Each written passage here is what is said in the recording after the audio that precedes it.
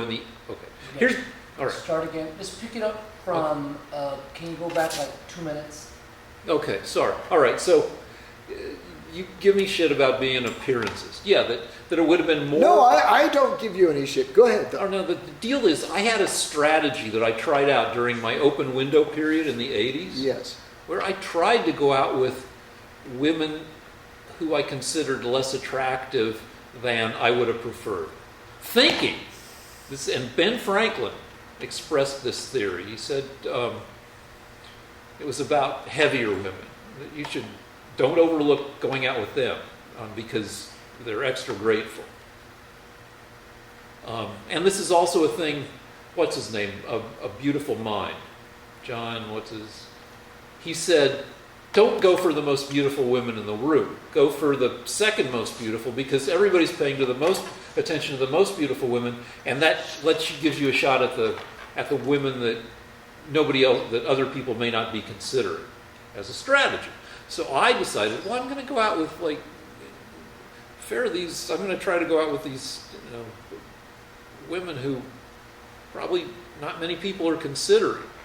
And I gave that a couple shots, and they were at least, maybe I was just, I'm sure I was just unlucky, but they were at least as unpleasant as, in terms of dealing with on a personal level, as the more beautiful women who didn't want anything to do with me.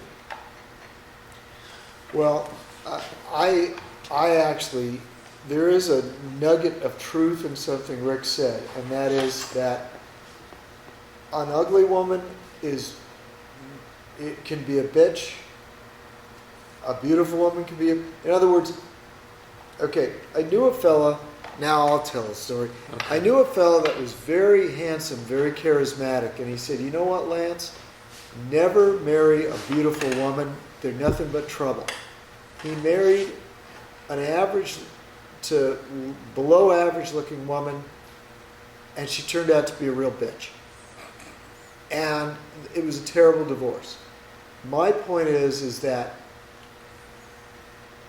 all women, no matter how they look, can turn out to be bitches. And there's no rule on it. There really isn't. You may think you're doing well because you've got someone that theoretically should be more satisfied and grateful. Nope. Don't, you can't make that assumption. Well, now I think we're boring people. I think one more thing, one more story. One more story. In the 80s, when Mel Gibson was a beautiful man, he was my example of, I betcha that even Mel Gibson's wife is sick of him. This was back before he came out as crazy and anti-Semitic and everything. And so I used to think, yeah, that beautiful fucking Mel Gibson, I bet you even his wife, is probably surly, is sick of his shit and surly to him. And then Mel Gibson went crazy and turned out to be all kinds of asshole. And yeah, his wife was sick of him. She divorced him for being an a-hole. So, Lance. Yeah. All right. I just want to get in a retraction from last week, because we left an issue where someone on the internet said I was so heartless about these poor immigrants that were being deported even though they have these diseases, and that Trump was sending them to their death. Well, it turned out the next day, the immigration agency that was dealing with it made an announcement. It says, we're not deporting people that are ill. We have no plans. There was a deadline that they missed, and the policy is that we are considering people that are sick on a case-by-case basis. So Rick was giving me all kind of crap about how heartless Trump is for taking these people off of these children off of respirators so that they can suffocate because Trump's a mean man. And it turns out, no, they weren't doing that. They had no plans to do that. They won't do that in the future. And in fact, the agency is even saying, we're not even going to deal with this anymore. Yeah. They're going to put it on another agency who will then follow the policy of case-by-case basis determination. That's fine, though I don't know whether this... More Democrat propaganda. No, because I don't know whether it went... Because last week, responsibility for examining these people on a case-by-case basis went from whatever agency was handling it to ICE. And ICE said whatever they said. And now, today, the Trump administration said, no, we're not going to do that. They rescinded it. And you're saying, and I believe you, that they're taking it back away from ICE. I don't know if it's going back to the original agency or if it's going to a third agency. But anyway, the sick kids are not being sent away. Okay, and this is my point. Trump did not have Russian oligarchs co-signing checks from Deutsche Bank. Trump was not taking people off of respirators to meet their death. I mean, all of these things can't you just come up with a real reason to hate Trump? Just the unemployment figures are crazy, or you don't like his policy with North Korea. Can you come up with something that's not a wild exaggeration or a rumor? Sure. But anyway, I thought the oligarch thing, because you can be of more than one mind about stuff.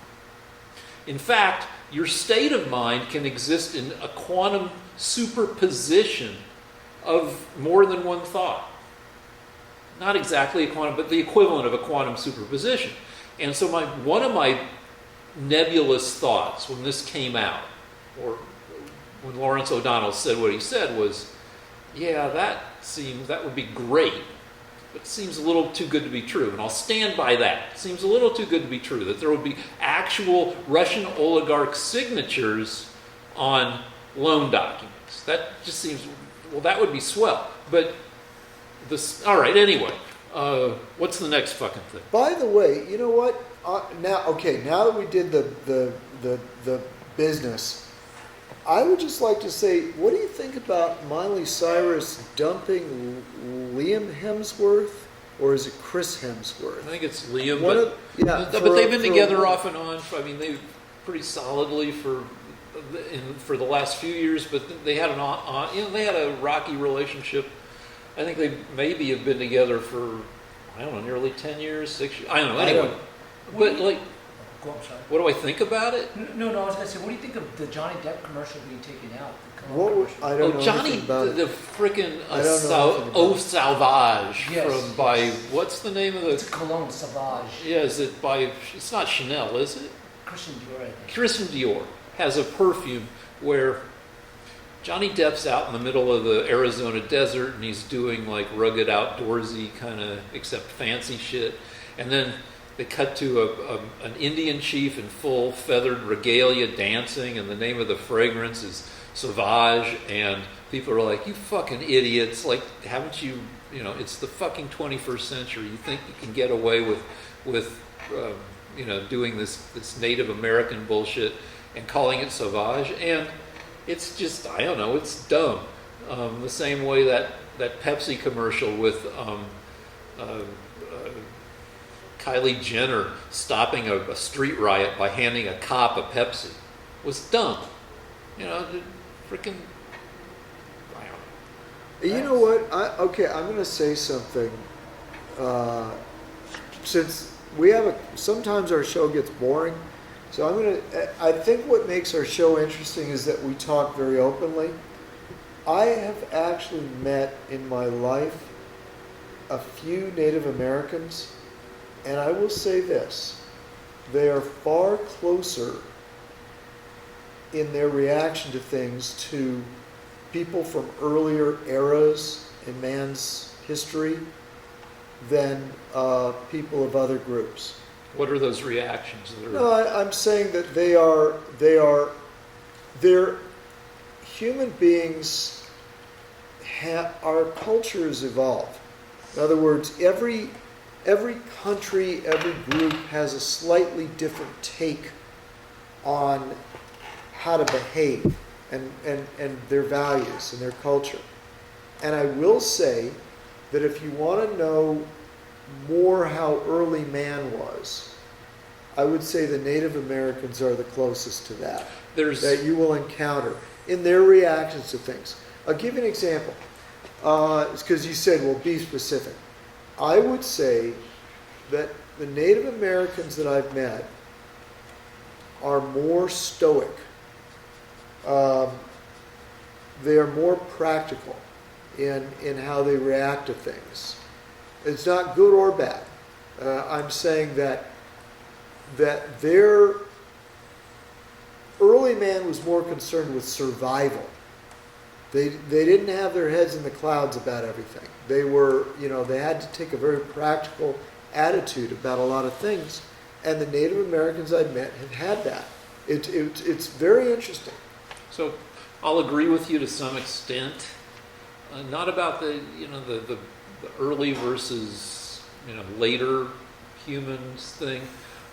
We were just wait. Before you go on any further, let me just flesh out my point a little bit to make it even more clear. Okay, there used to be a branch of psychology where they dealt with differences in the psychology of different ethnicities. I know this because a friend of mine's a psychiatrist, and they actually studied this 20, 30 years ago. He said that the longer a people are in cities, the more cooperative they are, the more compassion and sensitivity they have for each other. And that... Yeah, sorry. All right, so let me just finish. I'll give you an example.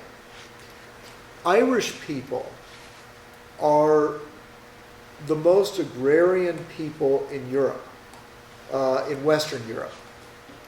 And so Irish people are ever so slightly more callous when it comes to suffering, either their own or other people, than, say, somebody from Italy, where they've had an ancient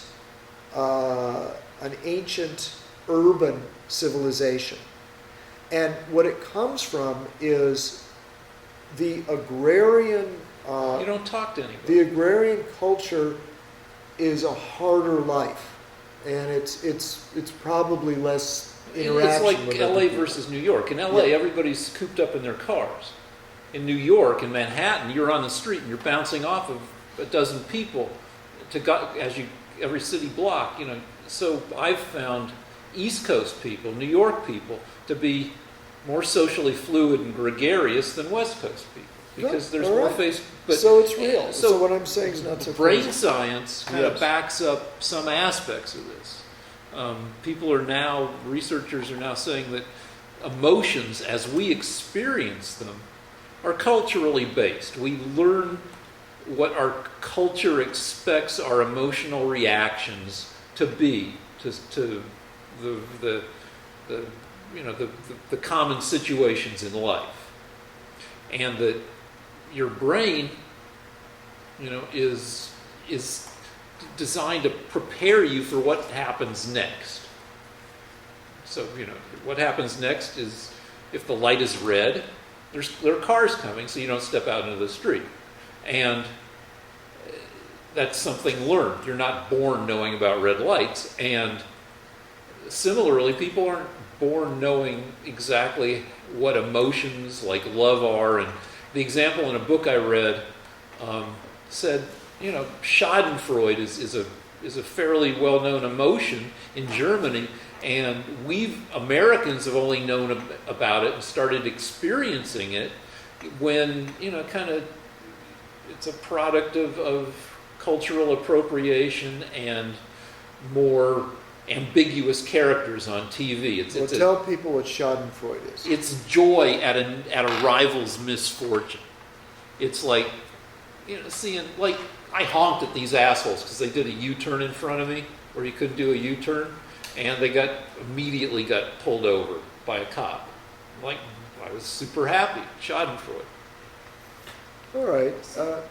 I have a question for you guys, something along those lines, and just to comment for both of y'all. So, John Wayne, the golden age of Hollywood, John Wayne. Who else would be part of that? Bob Clark Hope, Gable, Clark Gable, Spencer Tracy, Spencer Tracy. All Joan Crawford, this is what Barbara people Stanwyck. from all over the world. People saw these people. They saw Hollywood. They saw the golden age, and to some degree, all these guys were white guys. Yeah. Right? Okay. So everybody wanted to come to America. Everybody wanted to experience because of the movies and the golden age of Hollywood. And they came from Mexico, and they came from Muslim countries. Well, they were came, sold as. hold on, but let me finish. Okay, all right. So they wanted to be a part of this, and now that they're here, it's like all those white people that were in this golden age are bad people, and there was white. It's just all now. Let's make it diverse. Let's make Hollywood diverse, and let's change America. Let's make it. They want to bring their country to this country, right, and make it. But isn't that kind of their parents came because of what America was? Isn't there a sort of like like some sort of contradiction there? And I'd like your comment on that. I know it's a little well, much. hang on. The first thing I think of is that a lot of those white people weren't really exactly, well, they weren't as white as they were sold as. Rita Hayworth was Latina. A lot of the stars of the 30s and 40s were Jews. Hedy Lamarr, the most beautiful woman in Hollywood at the time, a Jew who got the fuck out of Austria right ahead of Hitler. Never sold as a Jew, wasn't really a gazillion actors. The Jews are considered white, though. Yeah, but they weren't white enough. The Jewish actors of the 30s and 40s were not sold as Jewish. Fucking Kirk Douglas, the last surviving guy from that era. He's like 104 now or something crazy. Jew. Tough ass Jew. Do you think movies of today inspire people from all over the world to want to come to America like they once did? Just that's another, just adding on. Yeah, I mean, if we produce more TV and movies than the rest of the world, we don't exactly. I think Bollywood would probably produces more movies than Hollywood does. But anyway, yeah, it still makes, our shit makes, the entertainment we produce still makes America look like the place you want to be. You know, and it's not just, living large, making it rain. It's also living large emotionally. You come here and you get to tell your own story.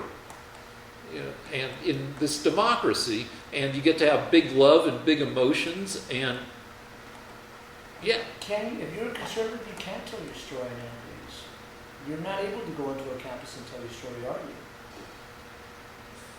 Well, we can talk about. Okay, but but the deal is like. I'm just being the devil's advocate. All right. I don't know. You listen to country music, and that tells conservative stories. It also tells other stories. But last time I was in Albuquerque, my rent car had a super basic country music station on there. Like, there are different levels of country music, and this station played only the most straightforward, I'm going to marry a farm girl, and we're going to, stay farming, have lots of great sex, have babies, follow America and Jesus. Every freaking song was like that. There were no ambiguous songs on that station. But there are forms, but yeah, you're more likely, if you're a conservative, to have that kind of story told in a country song than in a $150 million budget Hollywood movie.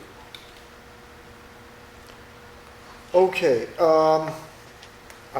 so much was said.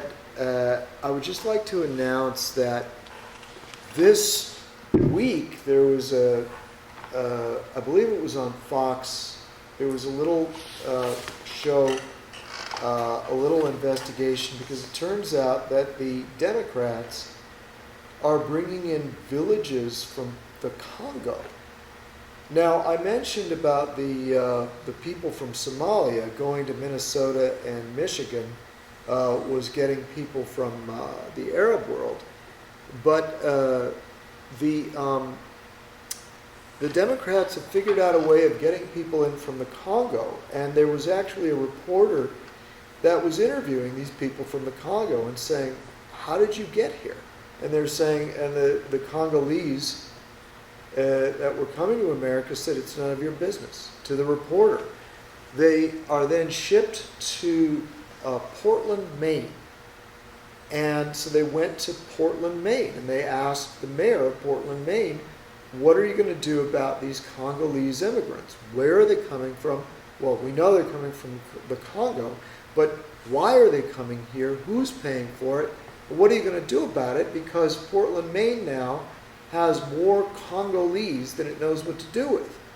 And the mayor just said, "We're just going to keep taking them in. We're a welcoming society."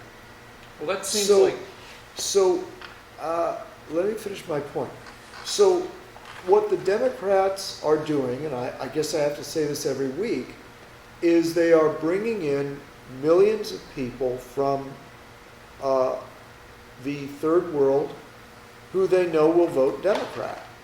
And that's my first point. There's nothing to Well, no, I have a question to debate that about. question, though. Yeah. I have a question. Like, where would you bring people in? What part of the world would you bring people in from to have a bunch of Republican immigrants? Well, that's the thing. The most capitalist country in the world, or at least the country that believes the least in socialism, is the U.S. So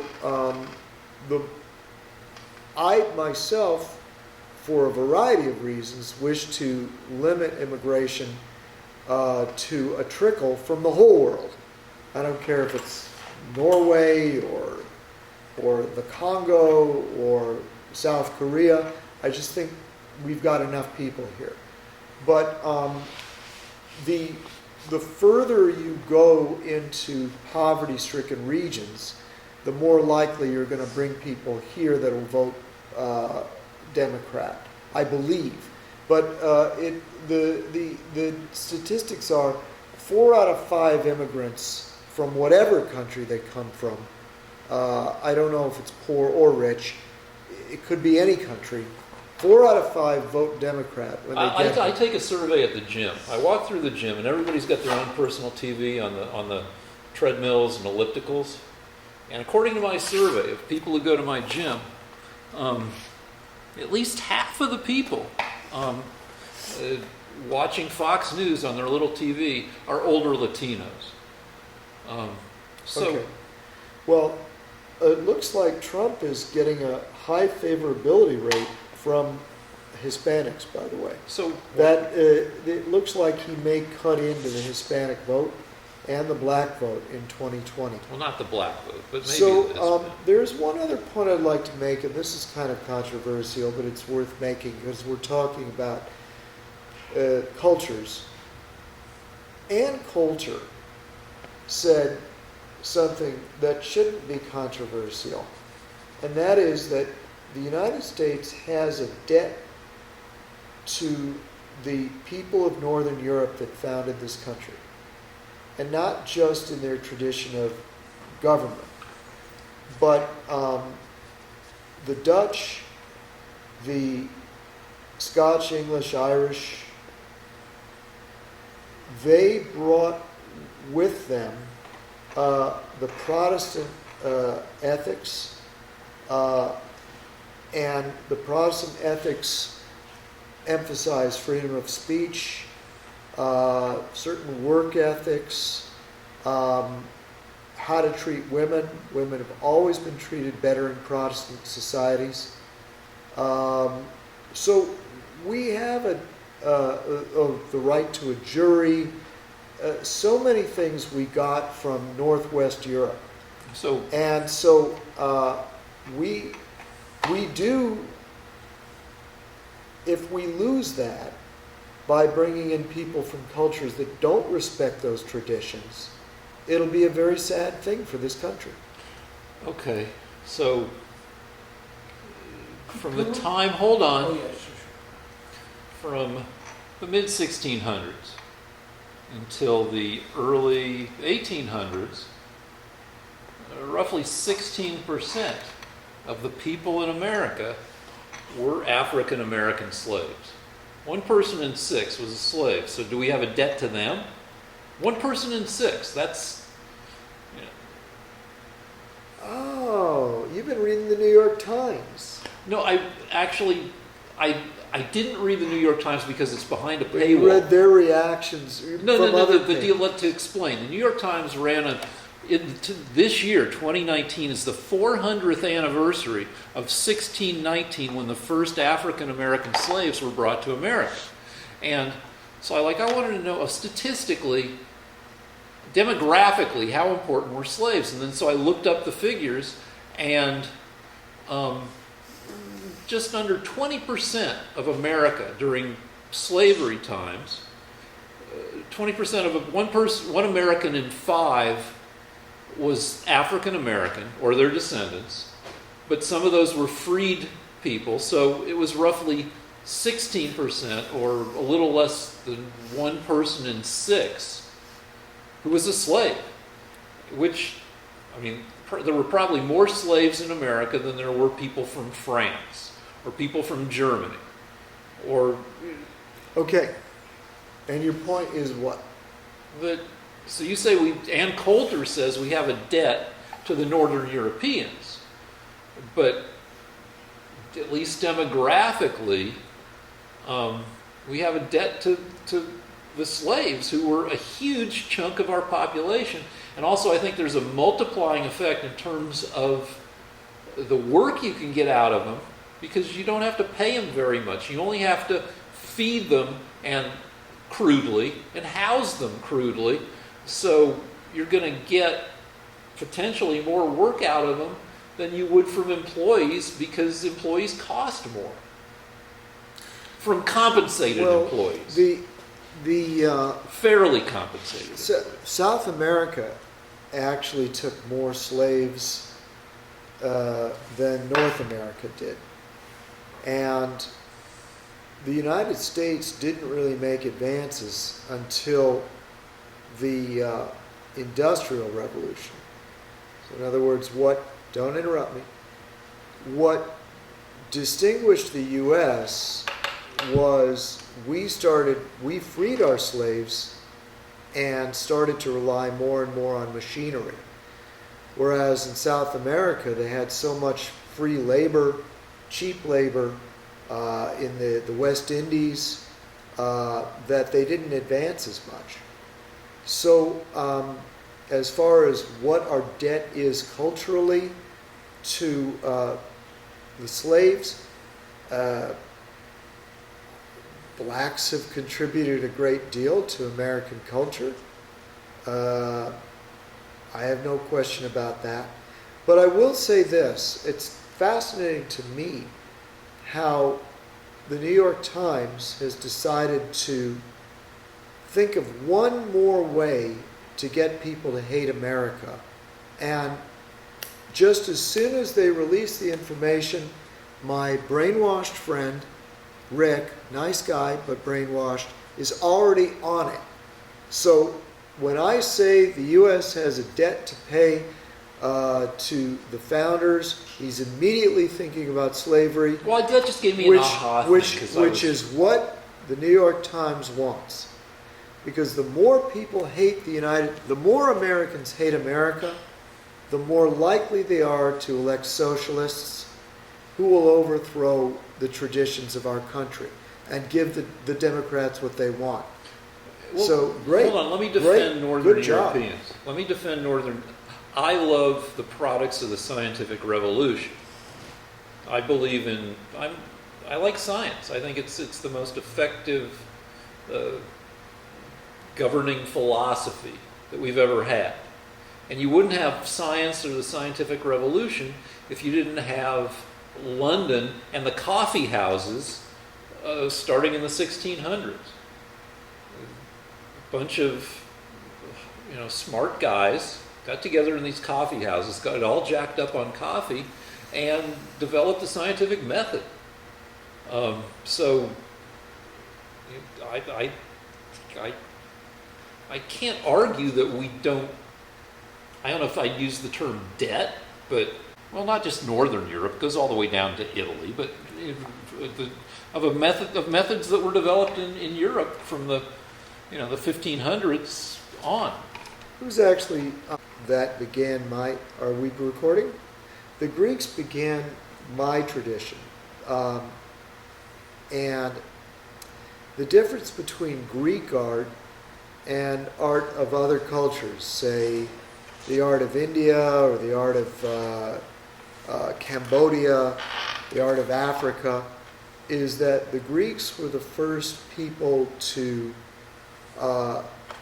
try to understand the science behind the body, meaning what is repeatable and unique about the body, meaning Greek art in its most developed period was analyzing what's really there, whereas the art of Asia and Africa was, and South America, created symbolic forms. So when you look at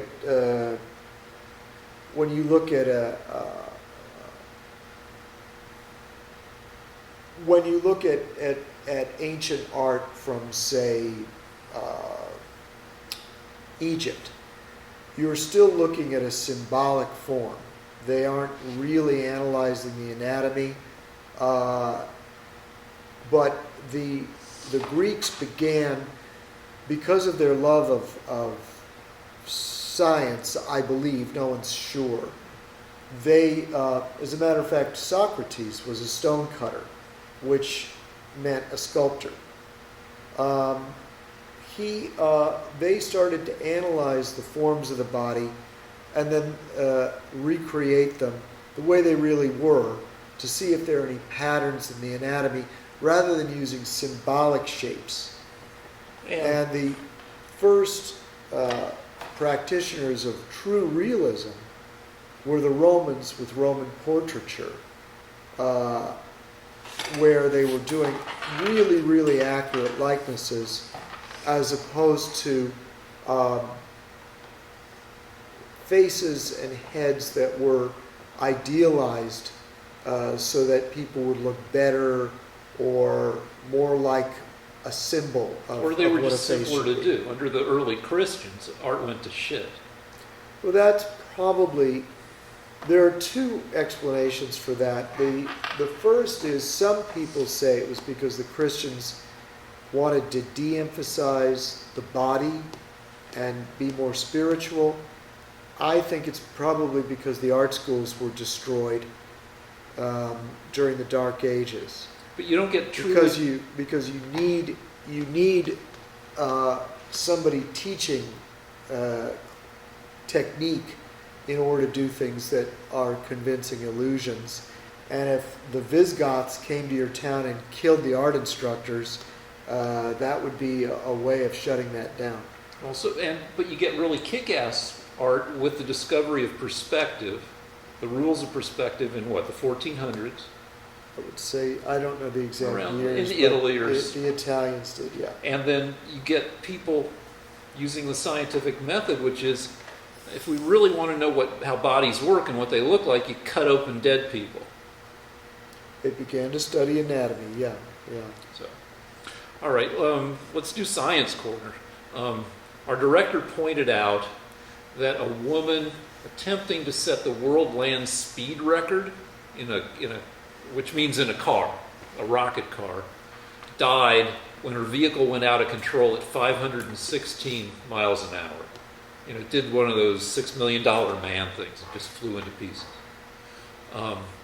And what's scary about high speeds is that the kinetic energy you have increases by the square of the speed, which means that somebody going 500 miles an hour doesn't have 10 times the kinetic energy of somebody going 50 miles an hour. They have 10 squared or 100 times the kinetic energy of somebody going 50 miles an hour, which is freaking scary. Like when it's one of the things that makes weapons that shoot bullets with a high muzzle velocity, fucking scary, because if a bullet is moving 3,000 feet per second, that bullet has 9 times the kinetic energy. I guess we'll do 9 times the damage as a bullet with a muzzle that leaves the muzzle with a velocity of 1,000 feet per second.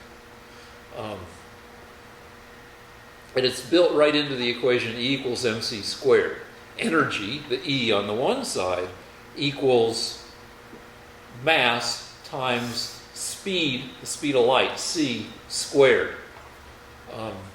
And it just makes shit devastating when we're, a car going 80 compared to a car going 50 has 2.5 times the kinetic energy, the energy that will fuck you up if you get in a crash in that car, of a car going 50.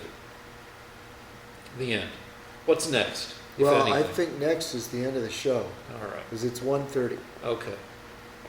And but this is probably the best and most important part of the show, and that is we cashed in our $109. We've gotten $109 of donations for the past 2.5 years of shows. More than 90 cents an episode. We're on episode 120. Yeah, so I myself am going to take that $33, 36. thank you, and give it to my landlord so we can keep these incredible facilities. So if any of you would like to contribute $1 a month to our show, $1 a month would make a big difference to both of us. We should be on Right? Patreon, but No, we're not. So just stop saying what we're not on. You go to Lance versus Rick. VS. Thank you. Lance VS LANCE VS RICK at gmail.com on PayPal. All right, so don't you forget it, or I'll let the socialists take over America. Thank you. I'm using my money to feed the homeless. Just want to say that. Oh, well, thank you. That's our director says he's using his share for charitable purposes. One last thing, we have to, because of the big hurricane that hit, we have to talk, just real quick. Isn't it kind of ridiculous that people are dying in the Bahamas and Donald Trump is playing golf? Comment, Rick. All right. Well, I mean, the deal, the thing about the current administration is there's something annoying every day if you're one of the people who's annoyed by Trump. And it's all part of a deal where in 2.5 years, Trump has done more golfing at a cost of $109 million than Obama did in all 8 years as president. Even though when Obama was president, Trump made dozens of tweets attacking Obama for golfing too much. But that's just one of like a gazillion things that's annoying about Trump. I would just like to say that I was on the internet the other day and I saw an article from our wonderful press, and the headline was, "As the hurricane approaches Miami, Trump golfs."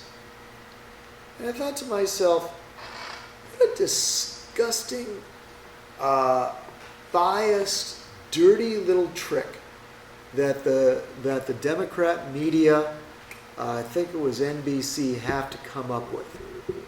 The hurricane hasn't gotten here yet. Trump is playing golf, and the press thinks, aha, we can use that against him. He's golfing while people die, or are going to die. But it turns out the hurricane did not hit Florida. It hit another country, The the Bahamas. Bahamas, which is not part of the U.S., and Trump played some golf. So the press sees an opportunity. Let's make him look bad. It just, look, if there's anybody out there that is taken in by these tactics. Try to understand. You need to base your decisions on who you're going to vote for president on policies, real policies, foreign policy, economic policy. Don't worry about whether Trump is playing golf when there's a hurricane might hit Florida. Don't worry about what his hair looks like or something that Rick is upset about. Just concern yourself with policies. If you examine the policies of Trump and compare them to the policies of the likely Democrat candidate, I think you'll find that his make more sense. That's all I have to say. Yeah. Just real quick, Rick, tell the audience that we have a bunch of episodes, new followers, check out our new episodes, our past episodes, yeah? Okay, I mean, yeah, this is episode 120. Each episode is generally divided into 2 parts, so we have roughly 200 episodes up. You get to see Lance's beautiful work. Yeah, I mean, this started with Lance spending 2 years on a fucking beautiful painting of me that is now largely finished and sits in a box. Thank you. But wait, I would like to point out that if you see a lot of the earlier shows, you'll understand that we sometimes are repeating things, we go over the same issues, but it's important to see the development. So if you look at the previous things, you'll understand why we're relating to each other the way we are. That's all I have to say. Wait, one more thing, now that I think of it. Yes. Carol and I watched the first half of the Michael Jackson documentary, Leaving Neverland. And Carol it's grim because, you know, when Michael Jackson was alive, we were always told, well, he's childlike and he likes hanging out with kids. And then he went to trial for doing more than just hanging out, but for having sex. And this documentary lays out that it wasn't just fooling around sex. It was full-on man-on-boy, super, man-on-boy the way a lot of men are on women sex with a 7-year-old and an 11-year-old. And Carol, at the end of the episode, was like, how can we even listen to his music anymore, given what he was doing? And I guess the answer is that he's been dead a while. So, and he was dead long before the full scope of. I mean, A, we didn't want to know because he made good music, and B, now he's a dead guy. So, I think we're going to keep hearing Michael Jackson's music, even though he was kind of a monster and certainly very fucked up. Anything? First of all, I'm never sure whether these things are really true. It seemed. It seems pretty true. I wouldn't leave my kids with him. But I don't see why it should affect your appreciation of the music, unless you can't get it out of your head. I found this, that a friend of mine used to work in security for celebrities. And he said that what would happen when the celebrity would get attacked by a stalker is that the stalker usually believed that they were married to the celebrity or that they had some kind of relationship, but it was all in the stalker's mind. And the stalker would show up and somehow get a moment of interaction with the star and find out that the star was not who they thought they were. And that's when the stalker would flip and need to kill the guy or the woman, the actor, the actress. And I think that takes place in a very, very lesser degree when people meet their heroes. Very often, particularly if the hero is a an entertainer, they find out that the hero is just an entertainer. It's an act. It's not the way they really are. They have ups and downs. They have bad moods. They can have bad qualities. So I have never based my appreciation of somebody's art or music or films on what I think they really are. Because I know they're acting, and I know that the songs they're singing are not necessarily what they really feel. It's just a song. So as a result, I'm still able to appreciate somebody's music if I find out they're not a great person. I also think that it comes with maturity. People have to learn that if your hero is, say, one of those people that suffered torture rather than give up Jews to the Nazis, that person, when you meet them, when the chips are down, will turn out to be a true hero. But if the person is just a singer or a painter, then don't expect them to have fantastic personalities. Just enjoy the art and don't make them into heroes. Two things.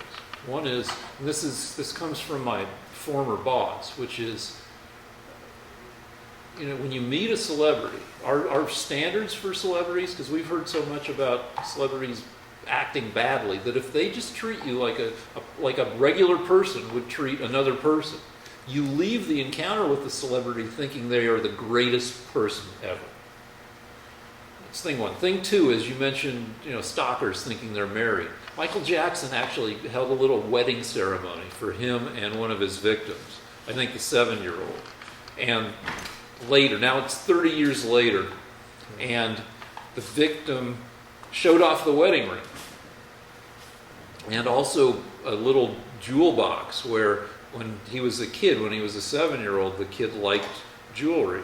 And every time they did a sexual thing, or a monumental sexual thing, Michael Jackson would apparently give the kid a new little bauble. And so this guy has this box of little baubles that he can barely stand to open because he knows how those baubles were earned. He remembers. All right, are Les, we do you done? want to comment on the Epstein artwork? Did you see any of those? What, Epstein? Jeffrey Epstein did Yeah. paintings? No, he had a whole collection of paintings that he bought. Oh. Interesting. It turns out that I believe it's the New York Academy of Art, had developed a relationship with a lot of elites in New York, where they would have a take home a nude show. And during that show, a lot of rich people would show up, buy the paintings, and the administration of the school encouraged male and female students to walk around nude during the show of the art. And it turns out that a lot of money was made on those paintings and sculptures that were sold. And it turns out that it was kind of sick and exploitive. I'm all for nudity, but under those circumstances, it was kind of inappropriate. So I think that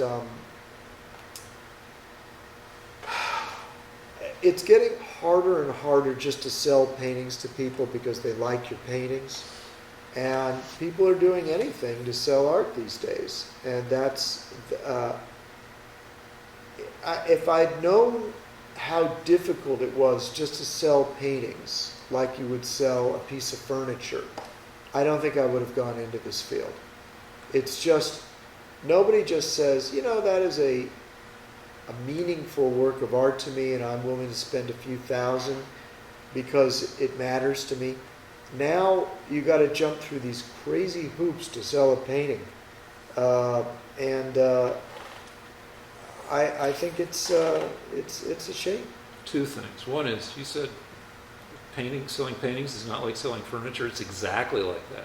There's a whole I century. didn't say it wasn't like that. Well, no, That's but not you what were I said at indicating all. that furniture was a normal business. But there's all of 20th century. Nobody wants 20th century furniture. Grandma furniture, $20 at a thrift store. The big, heavy, dark wood stuff. That stuff doesn't sell either. That's thing one. Thing two is, had I been at that show and naked, except for my ratty tennis shoes and pressure stockings because of my varicose veins, I could have been a hero because a lot less art would have been sold. All right. We done? Yep. All right.